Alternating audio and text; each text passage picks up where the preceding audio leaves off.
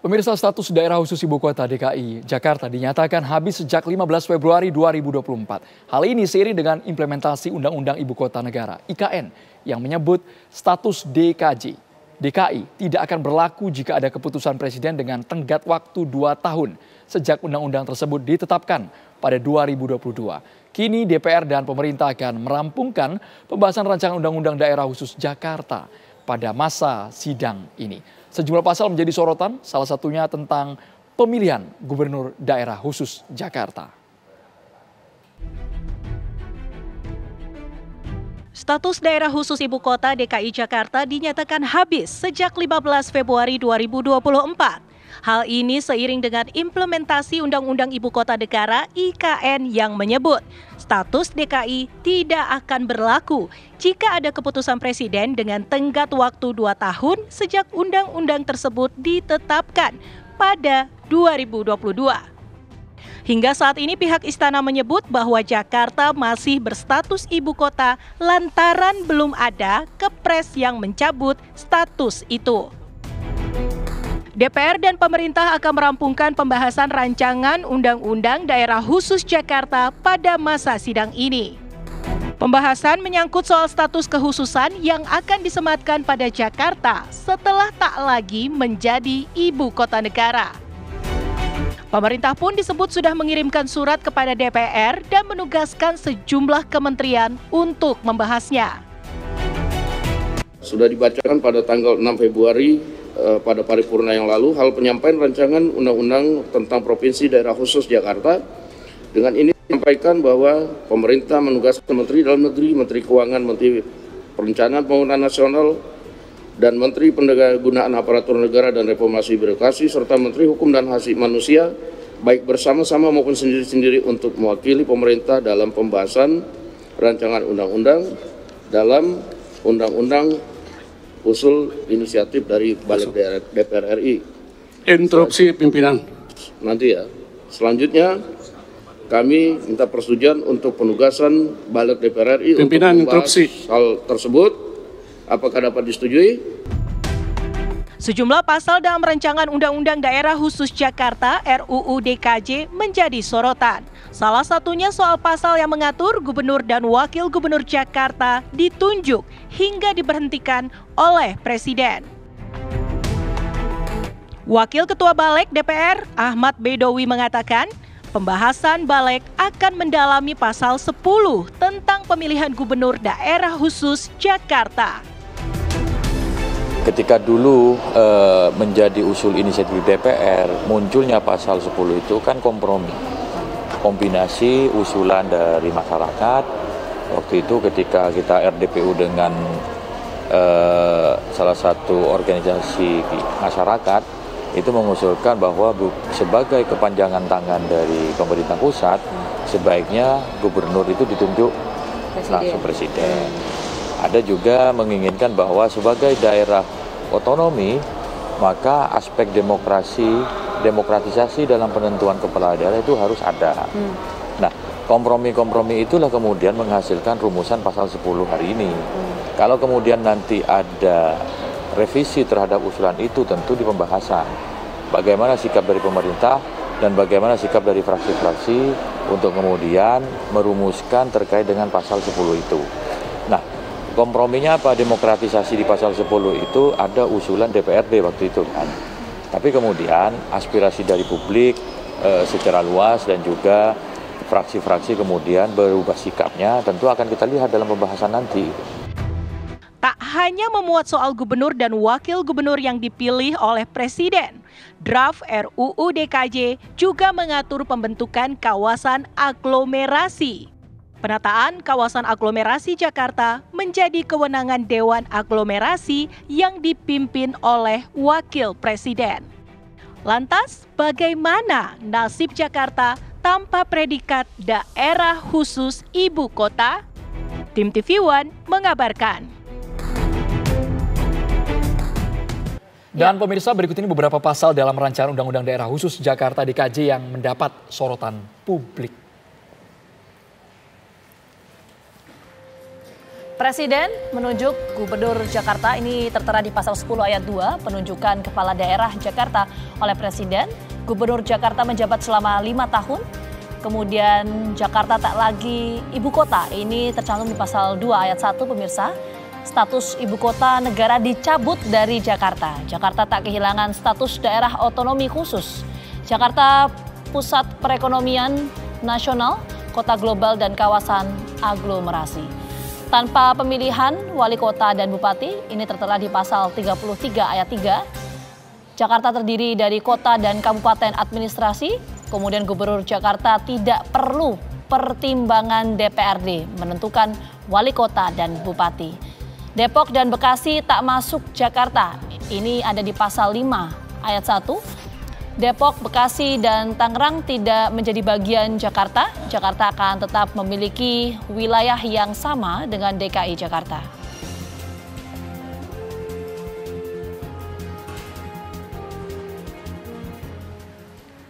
Pemirsa, rapat paripurna DPR terbaru menyetujui agar Badan Legislasi DPR segera membahas rancangan Undang-Undang Daerah Khusus Jakarta atau RUU DKJ. Balik DPR RI segera menggelar rapat kerja dengan Kementerian Dalam Negeri untuk membahas opsi-opsi khusus yang melekat pada daerah khusus Jakarta. Lalu apa saja opsi khusus yang melekat pada DKJ? Benarkah Gubernur DKJ akan ditunjuk oleh Presiden? Apakah status daerah khusus Ibu Kota Jakarta hilang sejak tanggal 15 Februari karena adanya Undang-Undang IKN. Untuk membahasnya telah bergabung bersama kami ada Wakil Ketua Badan Legislasi DPR RI Ahmad Baidowi yang nanti akan segera bergabung via Zoom. Kemudian yang sudah hadir di studio ada Wakil Ketua Komisi 3 DPR dari fraksi Gerindra Bang Habibur Rahman dan juga Dapil pakar Jakarta. Politik Dapil Jakarta. Ditegaskan ya Dapil Jakarta. Pakar politik ada Prof. Burhanuddin Muhtadi. Kita langsung ke Bang Habibur Rahman terlebih dahulu. Bang Habibur Rahman, ini pertanggal 15 Februari lalu Jakarta sudah tidak lagi menyandang status sebagai ibu kota. Kami ingin tahu kejelasannya seperti apa. Apakah betul ujungnya nanti pemimpin di ibu kota ini Gubernur DKI sudah tidak lagi dipilih oleh rakyat tapi ditunjuk oleh Presiden, Bang Habibur Rahman? Ya, tentu kami perlu menyampaikan ke masyarakat soal alur penyusunan undang-undang di DPR. Ya, alur penyusunan di undang-undang di DPR itu adalah balik, ya kan, lalu mengajukan ke paripurna apakah undang-undang tersebut bisa dibahas. Nah, dibahas nanti akan ditentukan dibahasnya itu apakah di komisi, ya komisi terkait kan kalau terkait pemerintahan daerah, misalnya komisi 2 ya dalam negeri, ataukah di balik, ataukah opsi ketiga bisa dibikin pansus yang melibatkan 2 komisi, ya lebih dari 1 komisi. Nah, kemarin rapat paripurna yang sebelumnya kan menentukan akan dibahas, ya. Lalu kemarin di Bamus ya, di Bamus ditentukan, diusulkan dibahas oleh Balek, jadi bukan oleh komisi. Nah, lalu yang diputus di Bamus itu di stempel istilahnya di paripurna yang kemarin, yang teman-teman liput kemarin. Nah, jadi mulai kemarin sudah efektif nih undang-undang akan dibahas oleh Balek, Badan Legislasi. Nah, disitulah baru kick off permulaan penyusunan undang-undang ini. Memang undang-undang ini adalah inisiatif DPR. Berarti dimnya nanti dari pemerintah. Daftar inventarisir masalah, tanggapannya poin per poin, pasal per pasal, bahkan paragraf per paragraf. Nah, tetapi tetap saja semua fraksi di DPR memiliki hak untuk menyampaikan usul. Jadi gini, kan usulan dari DPR nih, format besarnya. DIM dari pemerintah. DIM itu kan dia lebih detail dari pasal ya, daftar inventarisir masalah, mulai dari pembukaannya semua dikritisi, jadi menjadi DIM pertama, kedua, ketiga. Jadi jumlah DIM itu kan pasti lebih banyak daripada jumlah pasal. Nah, ketika saat pembahasan DIM itu, anggota semua fraksi tetap bisa menyampaikan pendapat yang berbeda dengan draft awal. Misalnya tadi, saya belum cek apakah benar, tapi misalnya calon gubernurnya ditunjuk oleh presiden. Akan DIM dari pemerintah, ya kan, ya, disampaikan DIM dari pemerintah, tanggapannya begini-begini. Fraksi Gerindra, ya kan, fraksi PAN, misalnya fraksi PDI Perjuangan akan menyampaikan, saya nggak setuju kalau ditunjuk oleh pemerintah. Oke, nah sikap dari fraksi Gerindra terkait dengan RUU ini seperti apa?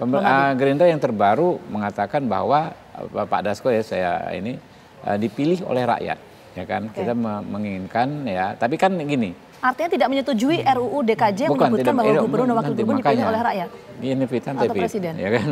Jadi itu kan draft gitu loh, bukan setuju atau nggak setuju, draft untuk dibahas, belum ada yang disetujui satupun dari draft itu. Draft itu belum mengikat siapapun. Jadi akan seperti apa pasalnya nantilah hasil pembahasan. Nah kan saya ada disiplin partai sebetulnya. Nah, sebetulnya kan kami nggak boleh menyampaikan secara detail sikap partai kecuali teman-teman ketika membahas di persidangan itu. Tapi secara garis besar kami ingin gubernur gubernur Jakarta dipilih oleh rakyat. Itu yang saya tangkap dari sudah juga disampaikan oleh Pak Sumindasko, ketua harian kami. Oke, jadi memang itu masih sifatnya draft, belum ketok palu, belum final. Belum jadi dibahas. Siapa tahu di tengah jalan berubah signifikan. Prof Burhan, komentarnya seperti apa Prof? Karena di draft awal RUU DKJ ini opsinya ya Gubernur DKI Jakarta dipilih oleh Presiden langsung, Prof Burhan. Ya, ada dua tanggapan saya. Pertama, bagaimanapun draft tersebut sudah diusulkan oleh Balek dan disetujui oleh sidang paripurna. Pak Ludwig langsung yang mengetok palu sebagai inisiatif dari DPR. Meskipun lagi-lagi panjang prosesnya sebelum menjadi undang-undang. Tetapi munculnya RUU DKJ yang dicurigai publik memasukkan pasal selundupan berkaitan dengan pemilihan gubernur, wakil gubernur yang menurut draft tersebut adalah usulan DPRD tetapi yang menunjuk adalah presiden, itu bukan hanya menimbulkan kontroversi di masyarakat, Andro, tapi juga menimbulkan kontroversi di elit. Jadi saya mendengar banyak ketua umum, banyak elit partai yang terkaget-kaget atas sikap fraksi mereka yang ada di Balek yang menyetujui pasal selundupan tersebut.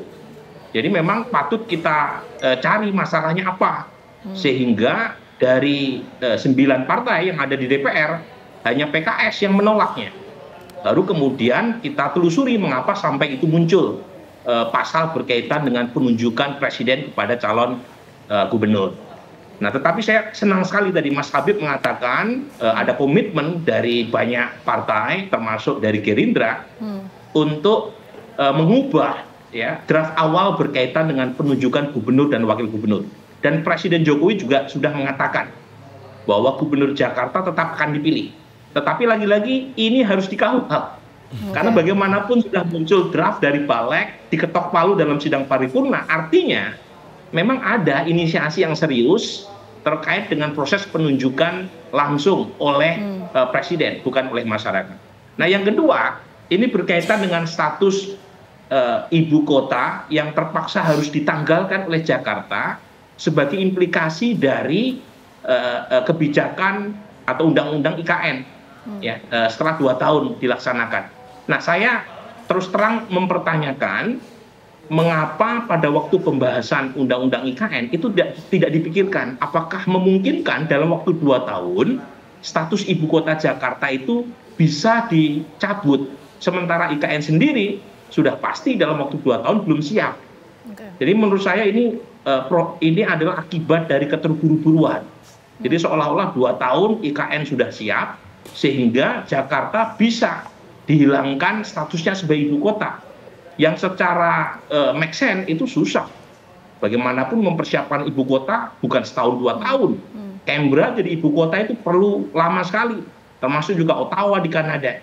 Jadi meskipun diakui oleh pemerintah bahwa belum serta-merta Jakarta kehilangan statusnya sebagai ibu kota karena belum ada kepres, tetapi pasal dalam IKN, undang-undang IKN yang mengatakan per 2 tahun setelah IKN diundang-undangkan ibu kota kehilangan statusnya sebagai ibu kota, itu menunjukkan tidak ada antisipasi bahwa dalam 2 tahun IKN sudah pasti belum jadi.